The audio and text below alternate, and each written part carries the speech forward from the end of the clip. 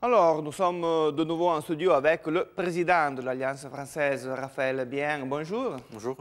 Alors, l'Alliance française qui, on doit le rappeler, est présente en Vallée d'Aoste depuis 30 ans. C'est ça, oui, le président depuis 30 ans a été constitué en 1980 par la volonté de Valdôtain qui voulait la créer. C'est une association de droit local. Alors, on a vu l'engagement de l'Alliance française dans la formation des enseignants, on a vu la présentation du projet Twinning et la journée pour le français, mais la mission historique de l'Alliance française est bien sûr celle de donner des cours de français. Oui, d'enseigner la langue française et nous avons disons une offre assez vaste, des cours de connaissance générale de la langue, des cours de préparation aux concours régionaux notamment, des cours de soutien scolaire, des cours, disons, des ateliers créatifs pour les enfants également, des ateliers de français écrit, de conversation et des... Qui sont les élèves qui viennent chez vous, disons?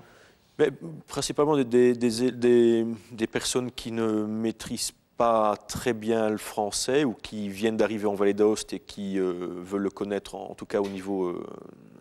qui veulent avoir des bases en français, et puis des gens qui souhaitent le perfectionner, ou bien qui en ont l'utilité pour leur travail, disons. Alors, en plus de cours, il y a aussi toute une série d'initiatives de promotion culturelle. Bon, là, il y a vraiment beaucoup de choses. On passe de la présentation du Beaujolais nouveau qui est devenu un must au mois de novembre, mais aussi il y a des conférences, toute une série d'activités aussi de promotion culturelle sur le territoire. Oui, on essaie de diversifier l'offre et également de sortir d'Aoste et de faire profiter disons, de l'offre de l'Alliance française sur tout le territoire. Alors oui, le Beaujolais nouveau, c'est un rendez-vous qui existe depuis 6-7 ans maintenant en Vallée d'Aoste et auquel la population valdôtaine est habituée.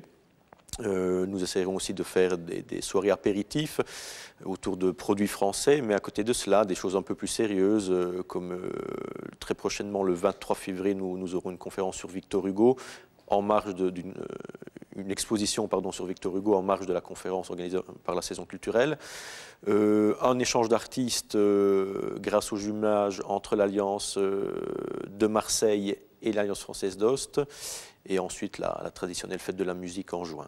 Alors, il y a 50 alliances françaises en Italie et 1100 dans le monde. Quelle est la particularité, la spécificité de l'Alliance française du Val d'Aoste?